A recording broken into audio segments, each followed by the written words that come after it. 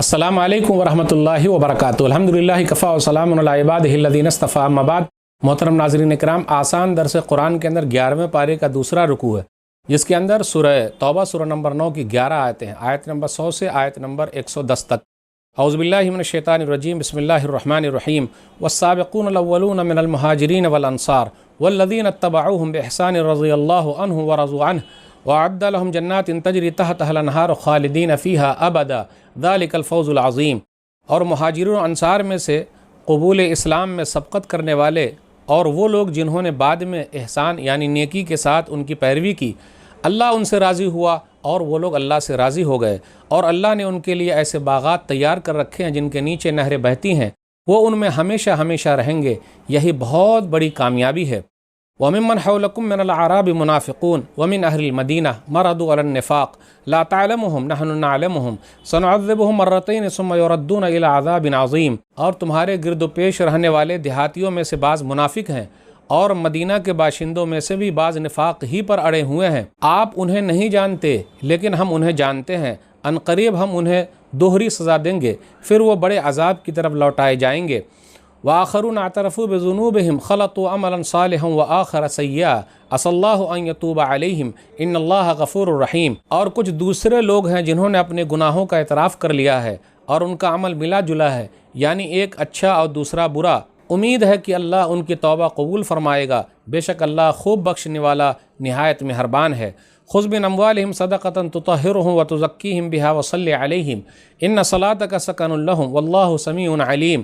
اے نبی صلی اللہ علیہ وسلم، آپ ان کے مالوں سے صدقہ لے کر انہیں پاک کریں اور اس کے ذریعے ان کا تزکیہ کریں اور ان کے لیے دعا کریں، بے شک آپ صلی اللہ علیہ وسلم کی دعا ان کے لیے سکون کا ذریعہ ہے، اور اللہ خوب سننے والا خوب جاننے والا ہے۔ الم یعلموا ان اللہ هو يقبل التوبۃ عن عباده ويأخذ الصدقات وان اللہ هو التواب الرحیم۔ کیا انہیں معلوم نہیں کہ بے شک اللہ ہی اپنے بندوں کی توبہ قبول کرتا ہے اور وہی ان سے صدقات لیتا ہے، اور بلا شبہ وہی خوب توبہ قبول کرنے والا نہایت مہربان ہے۔ وَقُلِ اعْمَلُوا فَسَيَرَى اللَّهُ عَمَلَكُمْ وَرَسُولُهُ وَالْمُؤْمِنُونَ وَسَتُرَدُّونَ إِلَىٰ عَالِمِ الْغَيْبِ وَالشَّهَادَةِ فَيُنَبِّئُكُم بِمَا كُنتُمْ تَعْمَلُونَ۔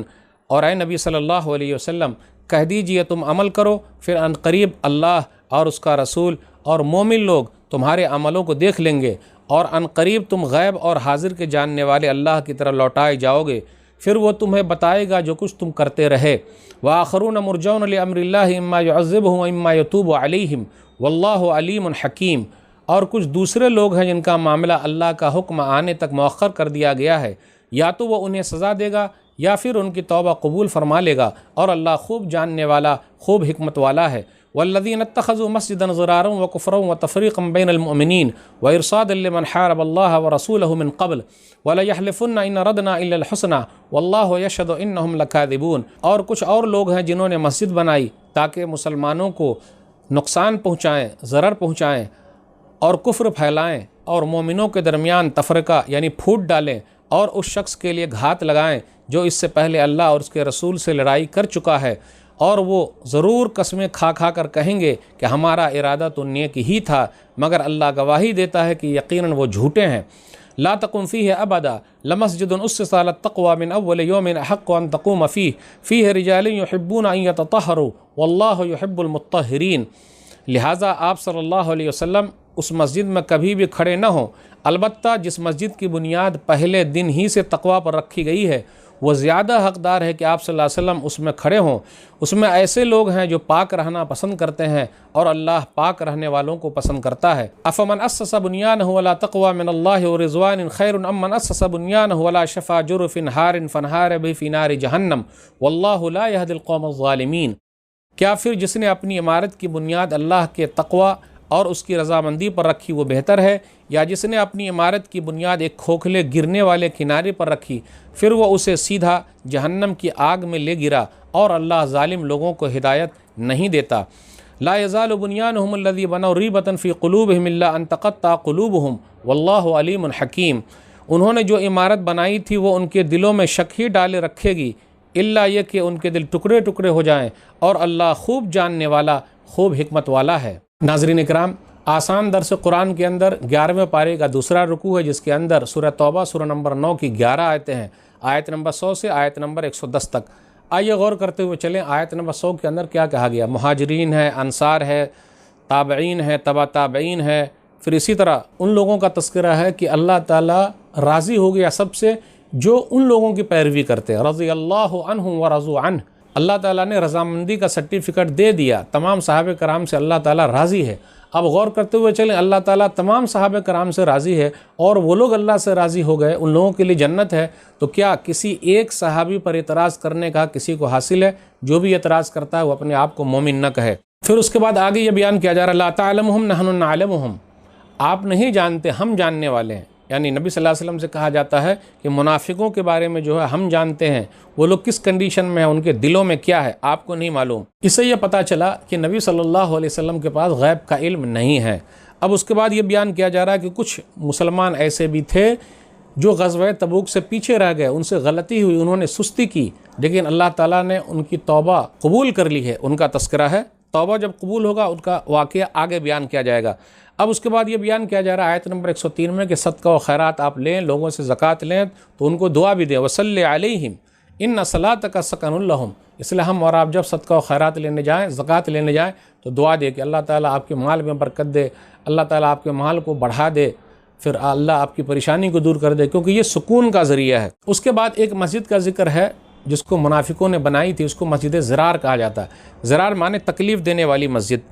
اور اس مسجد بنانے کا مقصد کیا تھا؟ مقصد کیا تھا؟ نقصان پہنچانا، نمبر 1، نمبر 2 کفر کو پھیلانا، نمبر 3 مسلمانوں کے درمیان تفریق ڈالنا، نمبر 4 اللہ اور اس کے رسول کے دشمنوں کے لیے ٹھہرنے کی جگہ بنانا، تو یہ اس کو مسجد زرار کہا جاتا ہے۔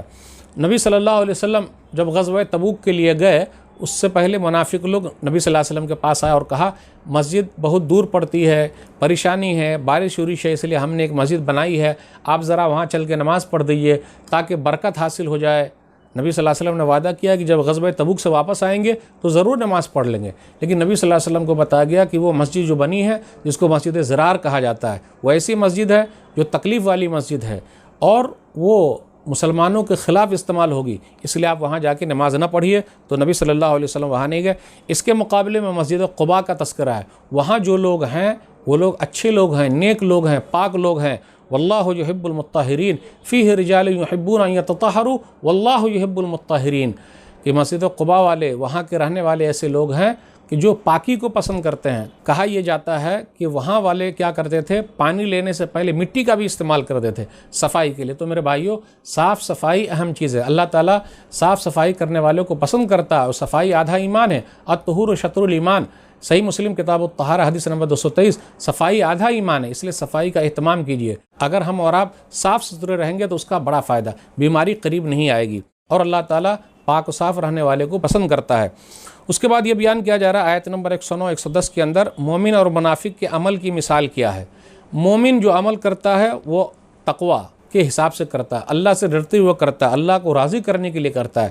اس کے مقابلے میں جو منافق ہے وہ ریاکار ہے، دکھاوے کے لیے کرتا ہے، فساد مچاتا ہے۔ تو گویا کہ ایسا ہے کہ اس نے ایسا عمل کیا کہ ایک بلڈنگ ہے جس بلڈنگ کے نیچے سے نہر جاری ہے، فوراً وہ بلڈنگ گر جائے گی، کسی کام کی نہیں رہے گی۔ تو پتہ یہ چلا ریاکاری اور دکھاوا صحیح نہیں ہے۔ جو کام تقوی والا ہو، اللہ کے لیے ہو، یہی کام اللہ کو پسند ہے۔ اللہ سے دعا ہے اللہ تعالی ہم لوگوں کا نام مخلصوں میں لکھ دے، منافقوں کی منافقت سے اللہ دور رکھے، ریاکاری اور دکھاوے سے اللہ دور رکھے، قرآن کے پیغام کو اللہ لوگوں تک پہنچانے کی توفیق دے، آمین۔ والسلام علیکم ورحمۃ اللہ وبرکاتہ۔